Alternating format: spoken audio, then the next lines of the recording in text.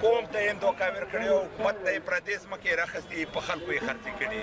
نو مهرباني ده وکړي چې خلکو پیسې تېر شوي او ډیجیګان چې څومره دي هغونه یې وصول کړی شي، خپل کورونه او خپل محلونه یې پرې جوړ کړي دي. او کوم کوکي خیل ګوره چې کومو ځمکو باندې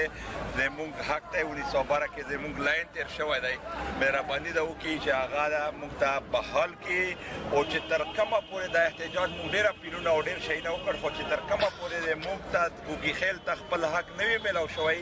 او دا کار یقین دهاني نه وي راکړی چې دا تر هغه پورې نه کېږي چې تر کومه پورې دا یو فیصله نه وي شوې، کوم کوکي خیل ویل ته ناست وي او دا احتجاج